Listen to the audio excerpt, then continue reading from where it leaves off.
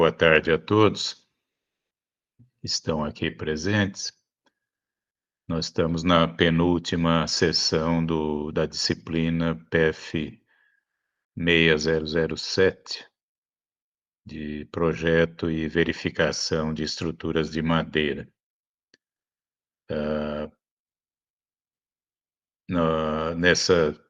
Para efeito de avaliação, nós vamos ter, para aqueles que estão seguindo a disciplina com intenção de obtenção de créditos, nós vamos ter a apresentação de seminários. Hoje já teremos um, e na próxima terça-feira, então, provavelmente os restantes. Hoje, além desse seminário do Luiz Pupin, eu vou mostrar alguma coisa sobre madeira lamelada colada e madeira laminada colada cruzada. Na verdade, vou apenas colocar aqui para vocês as disposições da norma brasileira sobre isso. A parte prática de como fazer essas peças de madeira lamelada colada, vocês já viram aí na palestra do engenheiro Hélio Olga, né, da ITA Construtora. Então, hoje é apenas vou mostrar as disposições da norma brasileira, NBR 7190, de 2022, sobre esse tema. Esse é um tema que mudou bastante na norma, né, em relação ao que existia antes na norma anterior, na versão anterior. Então, nós estamos iniciando essa aula de hoje com uma passada de olhos aí sobre as disposições de norma sobre madeira lamelada colada e madeira lamelada colada cruzada. Eu vou colocar aqui uma apresentação.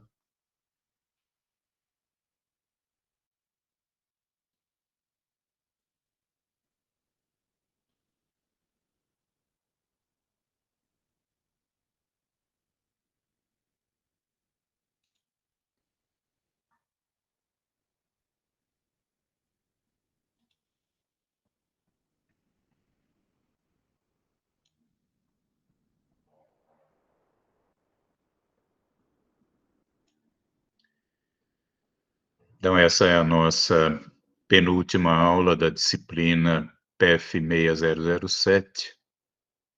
E aqui está escrito 2023, mas na verdade é 2024, né? Como está aqui embaixo. A bibliografia não vou recordar, apenas dizer que nós estamos, o que vai ser apresentado hoje é o que consta na norma NBR 7190 de 2022, a norma de projeto de estruturas de madeira, sobre esse tema de madeira lamelada colada e madeira lamelada colada cruzada. Bom, então, o que é madeira lamelada colada? São peças de madeira engenheirada em processo industrializado, composta de lamelas coladas umas às outras, disposta com as fibras paralelas ao eixo longitudinal da peça final. E a madeira lamelada colada cruzada, MLCC, né, o que também é conhecida aí na praça como CLT, Cross Laminated Timber, são painéis de madeira engenheirada em processo industrializado, constituídos por lamelas de madeira dispostas lateralmente, formando camadas cruzadas ortogonalmente entre si.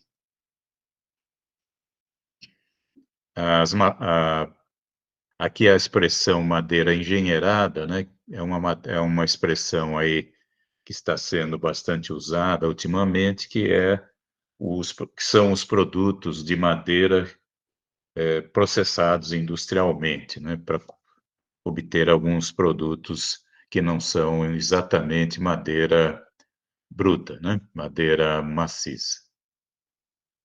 As lamelas que constituem essas peças são de dimensões reduzidas, né, elas são de pequena espessura e também os comprimentos das peças não são muito grandes, elas vão ter que ser emendadas para constituir, né, a dimensão final do elemento estrutural. Como foi dito, né, como as tábuas são basicamente tábuas de pequena espessura e com comprimentos relativamente pequenos, e que são unidas longitudinalmente por ligação de extremidade com extremidade. Claro que não são ligações de topo, né, são emendas denteadas, como a gente vai ver daqui a pouco, para conseguir atingir o comprimento que nós queremos para a peça. Ah, e com isso a gente consegue chegar nas dimensões necessárias para aquela estrutura, né, que pode ser de eixo reto ou eixo curvo. Ah, a qualidade, né, do produto final depende, claro, das várias etapas do processo de fabricação, como qualquer produto industrial, né, ele depende do controle, né, de qualidade que se exerce durante a produção.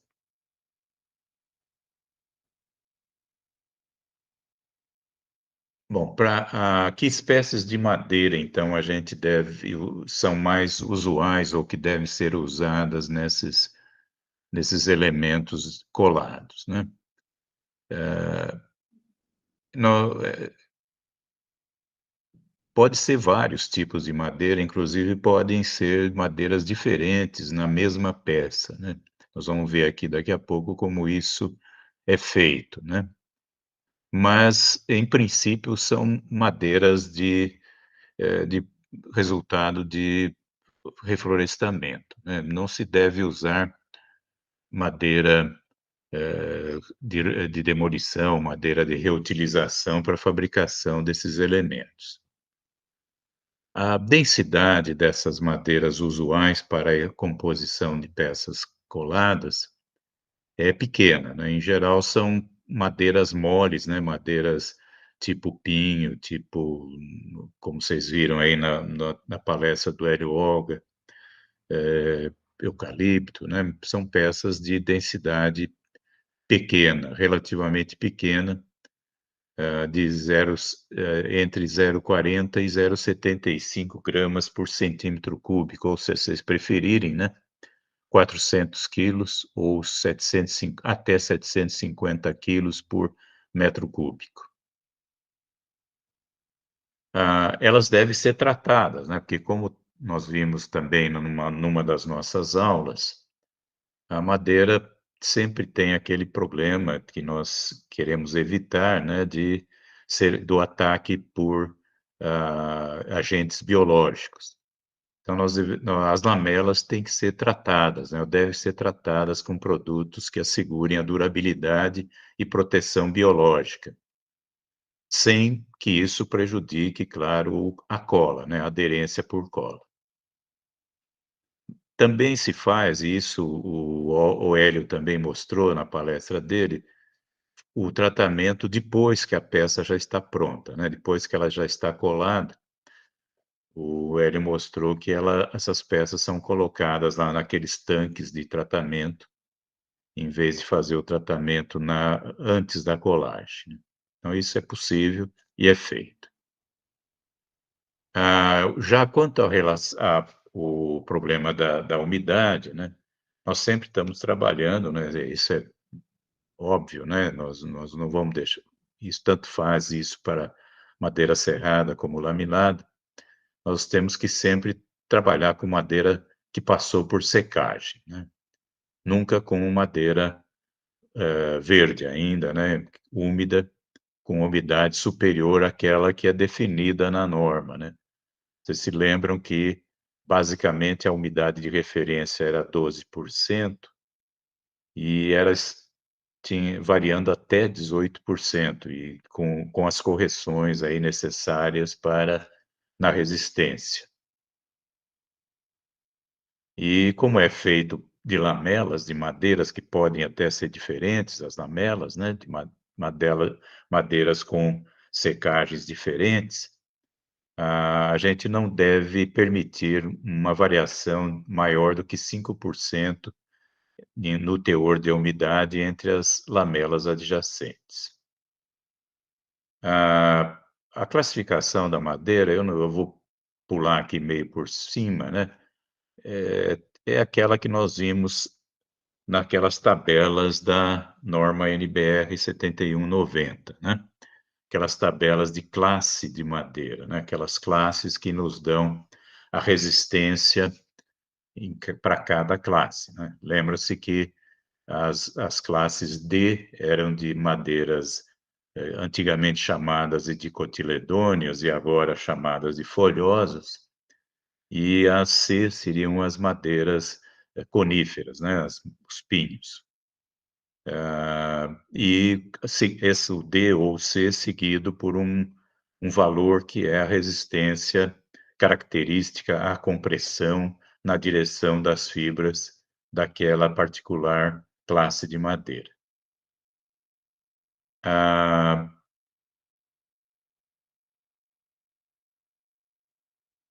nós temos então vários tipos de classificação, né, visual, né, você olhando as tábuas, você já vê, né, se as lamelas apresentam nós, né, que ocupem uma certa região, então aí, com isso a gente vai, selecionando as tábuas que vão compor a peça final.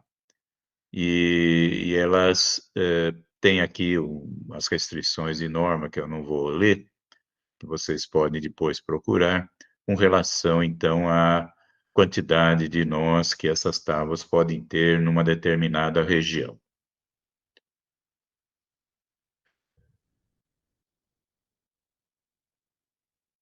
Também com relação ao módulo de elasticidade, né, nós temos que ter, um controle feito em laboratório, né, no labo são separados lotes das tábuas que vocês vão usar, né, e para cada procedência, e a partir desse lote são determinados, então, o módulo de elasticidade médio, né, que vão compor essas peças coladas.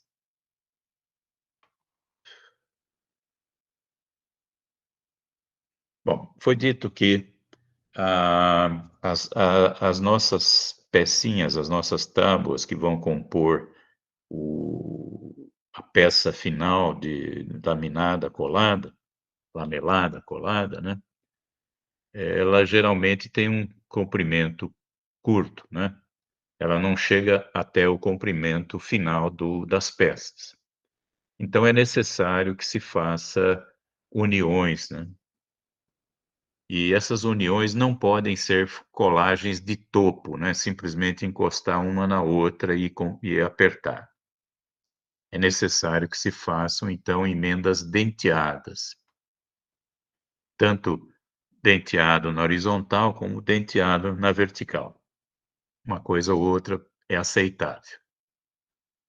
E depende, obviamente, dos esforços que estão aplicados, né. Então aqui tem um detalhe desses dentes, né, onde vocês veem que o LD aqui é o comprimento dos dentes, esse BD é a espessura, da extremidade do dente, né, e o TD é o passo dos dentes, ou seja, a distância entre cada dente, e o ângulo, que aparece aí, a inclinação, então, desses dentes.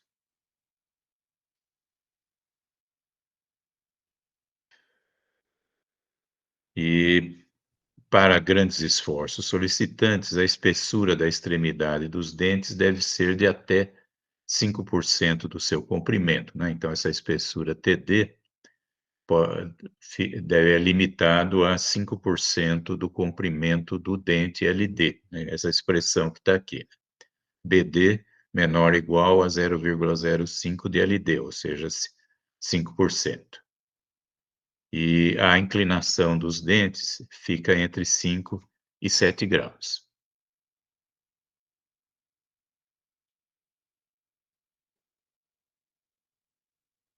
Uma coisa importante, você já deve ter imaginado, é a distância que deve haver entre essas emendas, né, essas emendas dentadas de uma mesma tábua, né, de uma mesma lamela. Então essas distâncias, elas são normalizadas, né. Então está aqui, vou ler o que está escrito aqui: "Na confecção de uma lamela que compõe as quartas partes mais afastadas do eixo baricêntrico horizontal, a distância mínima entre as emendas é de 80 centímetros. E para as lamelas que compõem a metade central da seção transversal, a distância mínima entre emendas é de 50 centímetros.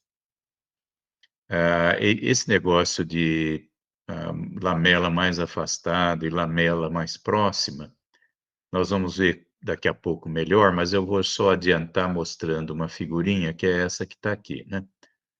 Então vocês têm numa peça composta de lamelas, as lamelas, que situadas aqui num quarto superior ou um quarto inferior, e as lamelas situadas nesse 2 quartos aqui junto ao baricentro. É disso que nós estamos falando aqui, né.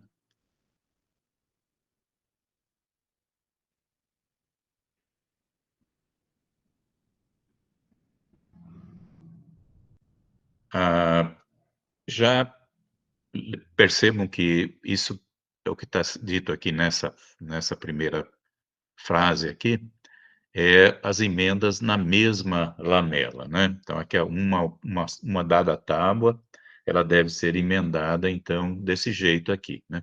No mínimo 80 centímetros, quando ela fizer parte daquela quarta parte superior ou quarta parte inferior, e 50 centímetros quando ela fizer parte daquelas 2 quartas partes próximas do centro de gravidade. Agora, essas lamelas são empilhadas uma em cima da outra, né, então, na composição final da peça, vocês têm que ter uma distância mínima entre lamelas adjacentes, né, de 20 centímetros. Bom, com relação à espessura. Bom, a espessura das lamelas, pelo próprio nome, né, lamela, tem que ser pequena, né, nós não estamos pensando em colar coisas muito espessas, né. A espessura máxima que se considera na norma é de 50 milímetros. No caso das peças curvas, isso então depende da curvatura, né, porque se você tiver uma peça muito espessa, você não consegue, curvá-la adequadamente, né. Então, no caso de peças curvas, a espessura final de cada lamela deve também atender ao limite máximo de 1/150 do raio de curvatura da face interna da lamela, no caso de madeiras com densidade até 500 quilos por metro cúbico, e 1/200 para madeiras mais duras, né, com densidade superior a 500 quilos por metro cúbico. Então, um valor aqui importante é o raio de curvatura, quando nós tivermos uma peça curva. A partir desse raio é que se define as espessuras máximas, né. De qualquer forma, a a espessura final bom, já no caso das placas, né, o MLCC, ou CLT, como vocês preferirem, madeira laminada, colada, cruzada, aí as espessuras variam de 6 milímetros até 60 milímetros, né. São essas peças que estão aqui embaixo nesses desenhos aqui, né. São placas compostas de lamelas e cruzadas, né. E nesse caso, também, há um outro problema a ser levado em conta, que é a colagem entre as várias lamelas, né, lateralmente, coisa que não tem na peça de madeira lamelada colada, que ela não é colada lateralmente, né, ela só é colada uma em cima da outra. Mas nas peças, de CLT, existe essa colocação de peças uma ao lado da outra, né, numa determinada camada. E aí, então, nós temos, que tomar conta dessas distanciamento, né, entre essas lamelas, que está definido, então, nesse item da nossa norma que aqui está. E então aqui nós temos lamelas adjacentes, né, umas às outras, que podem ou não ser coladas. Essa distância, né, entre essas lamelas adjacentes, tem que ser menor ou igual a 6 milímetros, conforme está mostrado aqui nas nossas figuras, né. Tá aqui, ó, menor ou igual a 6, embora o desenho esteja muito ruim aqui. E a largura final, né, B1 de cada lamela sem colagem lateral, eh, não deve ser maiores ou igual a 40 milímetros. E a largura final B1 de qualquer lamela deve ser menor ou igual a 300 milímetros. Então, nas placas formadas por lamelas, vocês não podem ter tábuas maiores do que 30 centímetros, tá?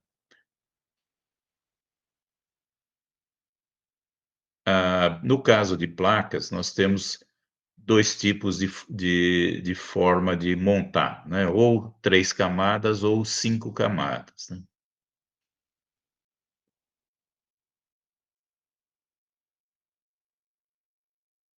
Bom, com relação aos adesivos, né, os adesivos empregados nas emendas na fabricação de peças estruturais de madeira lamelada colada ou CLT, deve ser, claro, né, e adesivos estruturais com propriedades compatíveis às condições ambientais em que esses elementos serão submetidos. Aí tem as especificações, né, EN 301, EN 15425 e EN 16254, que depende do adesivo utilizado. Na palestra do Hélio Olga, vocês se lembram que o adesivo era de tal forma que a ruptura era sempre na madeira e nunca no adesivo, né. E claro que o ideal é que se faça comprovação experimental, né, em laboratório dessas emendas. Bom, a colagem é feita sempre sob pressão, né, vocês vão colocar então, ah, as peças, depois de aplicada a cola, sob pressão. E essa pressão é no mínimo de 0,7 megapascal, né, ou seja, 700, bom, enfim, 0,7 vezes 10 a sexta, né, newton por metro quadrado. Para madeiras com densidade inferior a 500 quilos por metro cúbico e de 1,2 MPa, né, 1,2 vezes 10 a sexta newton por metro quadrado para madeiras com densidade superior a 500 quilos por metro cúbico. Ah, aqueles entalhes, né, múltiplos que a gente mostrou lá para emendar as lamelas, né, ela são tabelados em função do comprimento do dente, né. Vamos voltar um pouquinho no desenho do dente, tá aqui. Esse comprimento aqui, LD, o comprimento do dente, né, que forma essas emendas denteadas que são necessárias para emendar as lamelas. Então, essas emendas, a pressão necessária para a colagem é dada por essa tabela que aqui está, né, a pressão de colagem das ligações de continuidade das lamelas.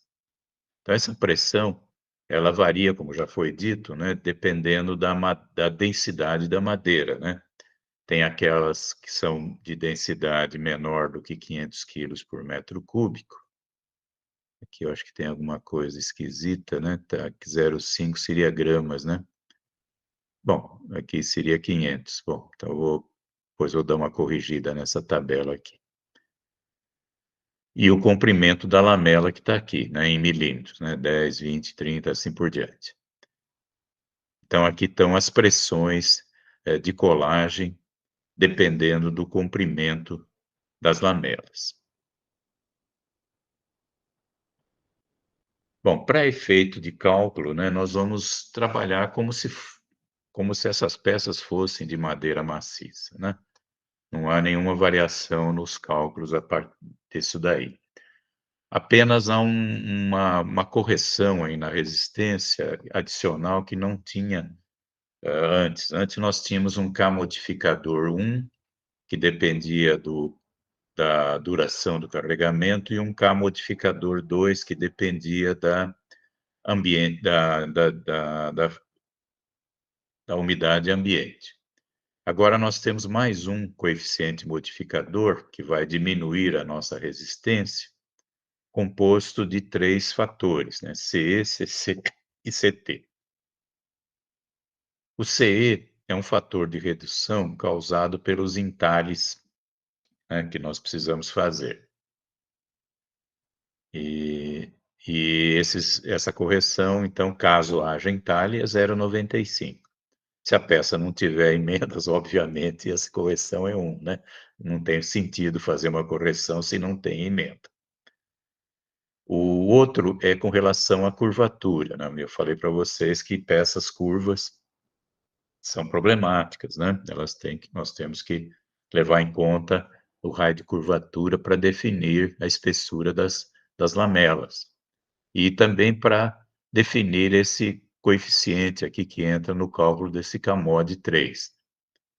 Se a peça é reta, claro, não tem correção, né, claro, se essa correção só existe para a curvatura, para peças curvas. E nessas peças curvas, então, esse coeficiente CC, essa formulinha 1 menos 2000 T, que é a espessura da lamela, sobre R, que é o raio ao quadrado, né, vai nos dar esse coeficiente. E finalmente nós temos um coeficiente de modificação de temperatura para as peças estruturais expostas a temperaturas elevadas quando em uso, né. E aí nós temos essa tabela que está aqui, né, onde vocês têm, o teor de umidade e a temperatura ambiente, né, variando aqui desde 38 até 66, ou seja, casos de temperaturas muito altas, né, enquanto em regime de funcionamento normal da estrutura, né. E levando em conta também o teor de umidade e que tipo de esforço que nós temos aqui. Bom, aqui fazendo um resumo então, esse CAMOD 3 que não tínhamos antes, né, nós só tínhamos o CAMOD 1 e o CAMOD 2, que apareceu agora, ele na verdade pode ser que seja 1, né, porque ele, depende então da peça ter emendas ou não. Se ela não tiver emendas, então seria 1, né, o CE, e se tiver emendas é 0,95. Se a peça tiver curvatura, tem que calcular, mas se não tiver, é 1 também, né. E o CT, ele que é de temperatura, também só tem sentido quando vocês tiverem temperaturas, altas, né, durante o uso normal da estrutura. Então, se não for esse o caso, também vai ser 1. Então esse CAMOD 3, ele é basicamente unitário para situações, digamos assim, usuais, né, de peças retas, peças formadas por lamelas sem emendas e trabalhando em temperaturas, usuais, né, ambiente.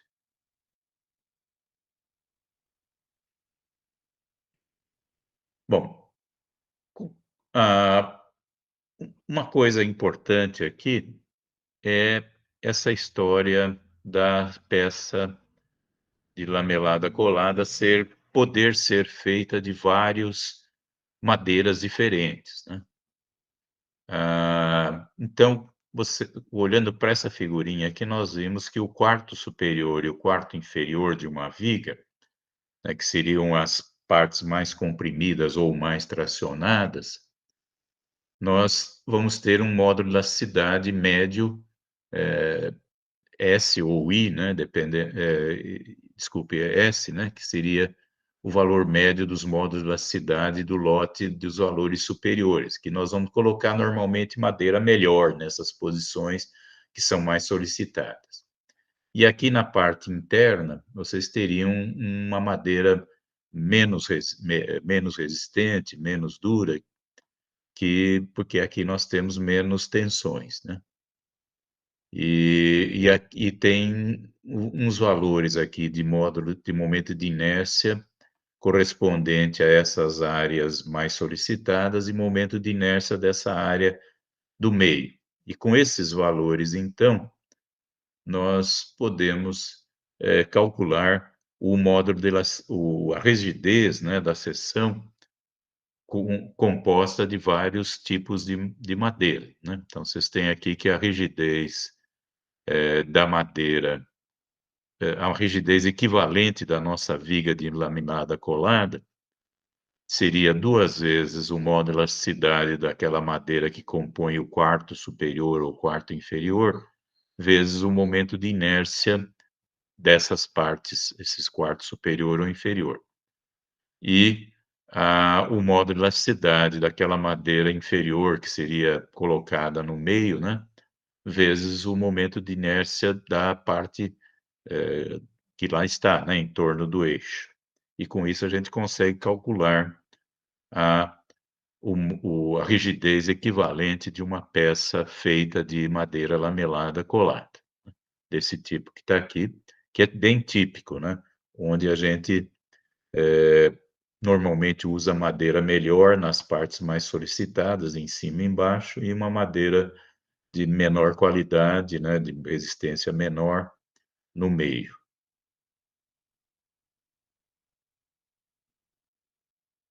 Aqui tem mais umas coisinhas, mas isso é coisa de norma, eu vou deixar para vocês.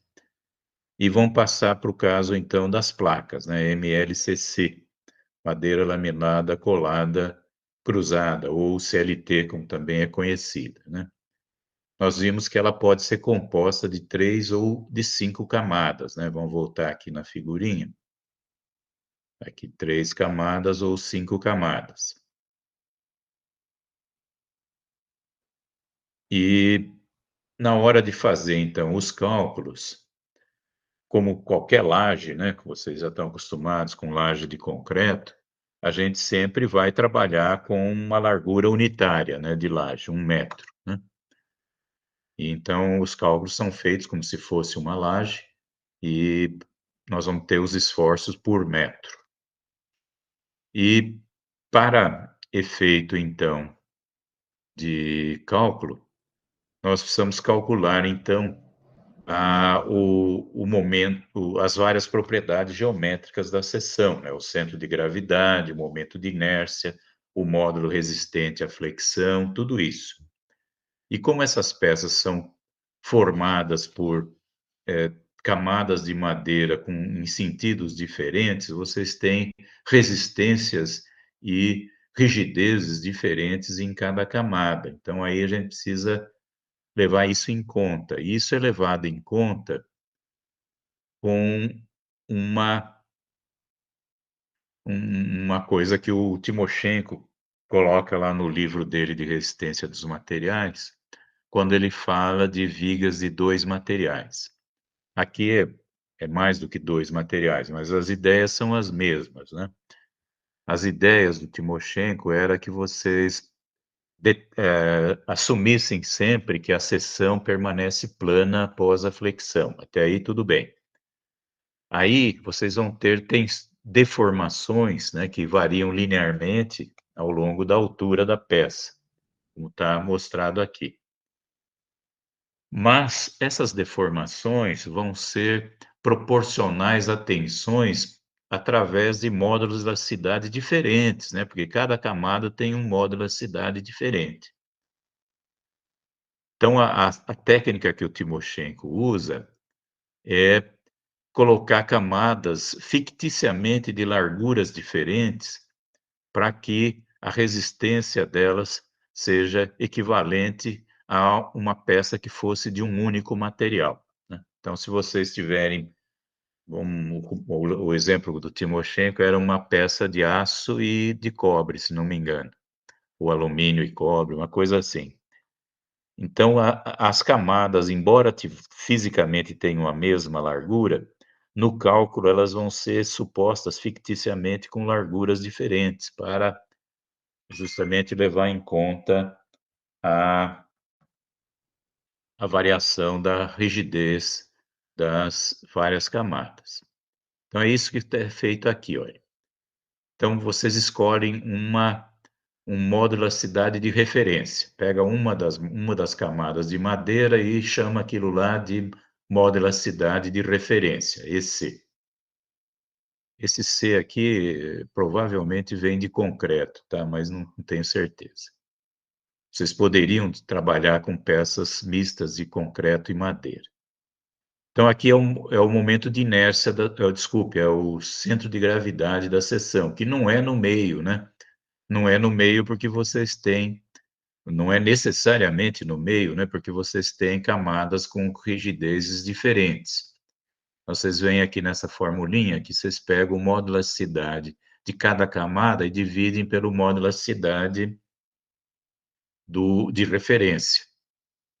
E aqui vocês têm a largura e a altura de cada camada, e o centro de gravidade de cada camada. A mesma coisa é feito para achar a área, né, equivalente. Vejam que essa área, ela não é a área real, né, é uma área corrigida pela rigidez. Então aqui, ó, vocês têm B e H, que é a largura e a altura de cada camada, mas corrigida pelo módulo elasticidade. A mesma coisa acontece com o módulo de rigidez de resistência à flexão, né, que também leva em conta o momento de inércia, líquido, que é calculado desse jeito que está aqui, né, vocês têm o momento de inércia de cada lamela e o teorema de Steiner, né, que vocês pegam a área vezes a distância ao quadrado de cada lamela até o centro de gravidade da peça total. E sempre corrigido aqui pela relação dos momentos de inércia. Então essa é a forma de se fazer esses cálculos para seções mistas, né, de madeiras de várias rigidezes diferentes, que é o que acontece, né, necessariamente em placas, né, porque vocês têm, madeiras em 2 direções diferentes. Mesmo que seja a mesma madeira, ela teria rigidez e resistência diferente por estar em direções diferentes. E pode acontecer de ser madeiras diferentes, né, melhor nas faces de cima e de baixo e pior nas faces internas. Então tudo isso é levado em conta no cálculo do momento do centro de gravidade, do módulo resistente, da área e do momento de inércia da seção. E claro, com tudo isso vocês chegam na tensão que atua na sua peça, né, devido ao momento fletor de cálculo, que é o momento fletor de cálculo dividido pelo módulo resistente à flexão que foi calculado e corrigido aqui pela rigidez de cada camada.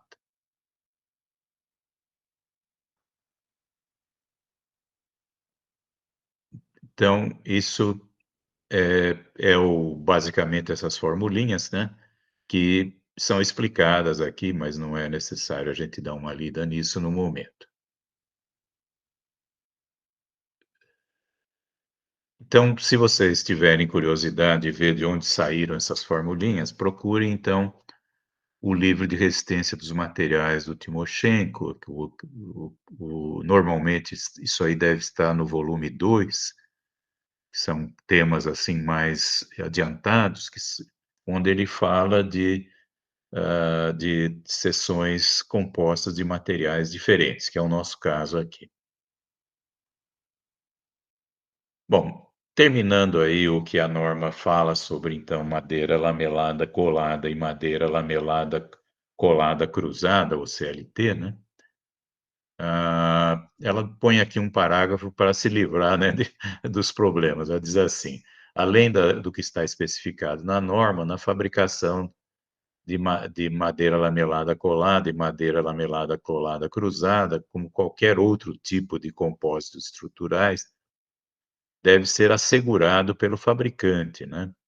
Então, todos as classes de resistência, os módulos de resistência que serão utilizados nos cálculos, eh, também as características de uso, conservação e manutenção, e o preservativo e tudo mais, tudo isso então deveria ser ou deverá ser, comprovado pelo fabricante, uma vez que está se partindo do pressuposto que esse tipo de madeira engenheirada é sempre um processo industrial, né, não é alguma coisa feita, amadoristicamente num num ambiente de obra, né, seria alguma coisa feito em ambiente industrial.